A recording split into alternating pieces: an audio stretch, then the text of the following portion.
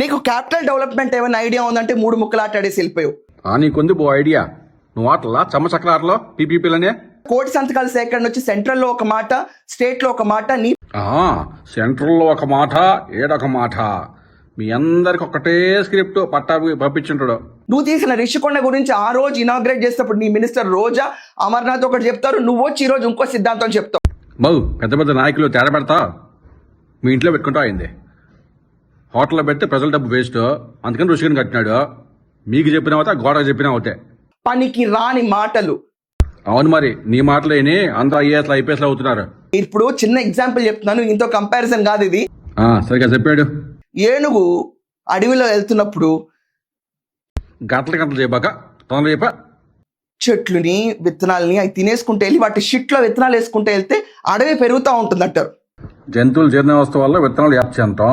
ఇంత స్టోరీ ఏంటి దీంట్లో? ఎలిఫెంట్సే మనకి ఫారెస్ట్ డెవలప్మెంట్ కి ఎక్కువ యూజ్ అవుతాయి అంటారు. అయితే ఏంది గాలేంది చెప్పు ముందు. వాటి నుంచి పడిన షిట్ నుంచి మొక్కలు వస్తాయని. అయితే ఏందక ఏంది ఎలిఫెంట్ గాలేంది, షిట్ గాలేంది, ఏంది? అలా కూర్చొని ఈ రోజు రాష్ట్రం అంతటా అబద్ధాలు నాటుకుంటే వెళ్తే మీ అబద్ధాలు లిస్ట్ ఇస్తే శాంతాడైతే వారమైనా కానీ తేలదు మీ లిస్ట్. రాష్ట్రం అంతటా అబద్ధాలు నాటుకుంటే వెళ్తే ప్రజలు నమ్ముతారని ఒక ఆశ. మా జగన్ అక్కడే దేశంలో చెప్పింది, నీకు మంచి జరిగితే ఓటేయమని. ఎవడున్నాడా నాయకుడు? చూపి ఒకడుంటే. ఇప్పుడు ఇన్ని అజ్ఞాని సీడ్ చేసిన తర్వాత ఏందక్క అజ్ఞాని సీడ్స్ ఏంది? చేసిన తర్వాత అజ్ఞానానికి సంబంధించిన సీడ్స్ రాష్ట్రంలో వేసిన తర్వాత ఒక చిన్న క్లారిఫికేషన్ మాట్లాడుకుందాం. What is PPP and privatization? ఇదేంటే సీడ్స్ అంటే మళ్ళా పీపీకి వచ్చినావా? స్టేట్ మొత్తంలో రైజ్ అవుతున్న కొన్ని పాయింట్స్ నేను తీసుకున్నాను. చెప్పక పాయింట్స్ ఎంత? Is public private partnership same as privatisation? No. ఏంది నో? దాన్ని రన్ చేసేది వాళ్ళే, ఫీజు తీసుకునేది వాళ్ళే, అడ్మిషన్ తీసుకునేది వాళ్ళే. మరి ఏంది no? Public private partnership privatisation కి చాలా డిఫరెన్స్ ఉంది. ఏది మర్చి కూడా చెప్పు, డిఫరెన్స్ ఎంత? మొత్తం కంట్రోల్ అవనండి, సీట్స్ అవనండి, మేనేజ్మెంట్ అవనండి, మొత్తం ప్రైవేట్ వ్యక్తులకు అప్పగించడం.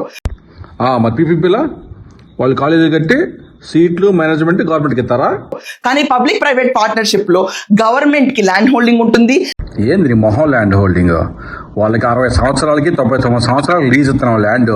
ఆ ల్యాండ్ ఉంటే ఏంది, పోతే ఏంది? గవర్నమెంట్ కి రన్నింగ్ హోల్డ్ ఉంటుంది. ఏందమ్మా రన్నింగ్ హోల్డ్? లాభాలు వస్తేనేమో ప్రైవేట్ వాళ్ళు దోచుకుంటారు, నష్టాలు వస్తేనేమో గవర్నమెంట్ రిస్క్ తీసుకోవాలా, అంతేనా? ఇది పీపీపీ మోడల్. ప్రైవేటైజేషన్ కున్న మోడల్ వేరు. ఇంగ్లీష్ లో చెప్తా విను. పీపీపీ అంటే private profit backed by public risk. Public risk, private profit.